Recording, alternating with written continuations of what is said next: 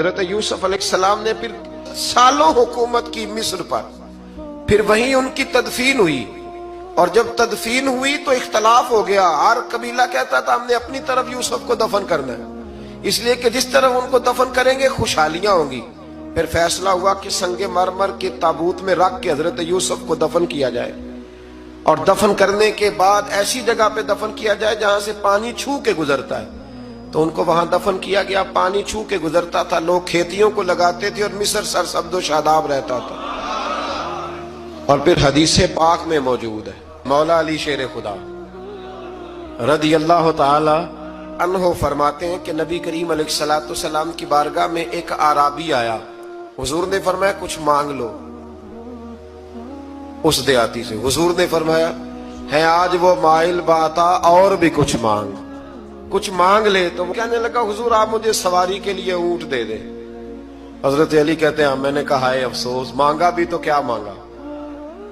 حضور نے فرمایا چل کچھ اور مانگ لے۔ کہنے لگا چلے آنے جانے کے لیے کرایہ بھی دے دے، زادرہ بھی دے دے، کھانے۔ کیا مانگا؟ تو حضور علیہ السلام نے اسے دے دیا۔ تو محبوب فرمانے لگے تجھ سے تو موسیٰ علیہ السلام کے دور کی وہ بوڑھی اچھی تھی۔ کہا وہ بوڑھی کون سی بوڑھی؟ تو حضور علیہ السلام فرمانے لگے رب کریم نے حضرت موسیٰ کو حکم دیا کہ جب آپ مصر سے نکلیں تو حضرت یوسف کی قبر کو کھود کر ان کا تابوت بھی ساتھ لے جائیں۔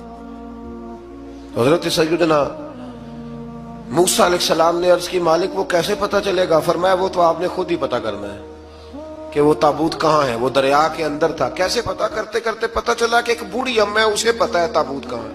وہ کدھر ہے تابوت؟ تو بوڑھی اماں کو پتہ ہے۔ حضرت موسیٰ بوڑھی کے پاس گئے، کہنے لگے اماں وہ تجھے پتہ ہے یوسف کی قبر کہاں؟ کہنے لگی پتہ ہے۔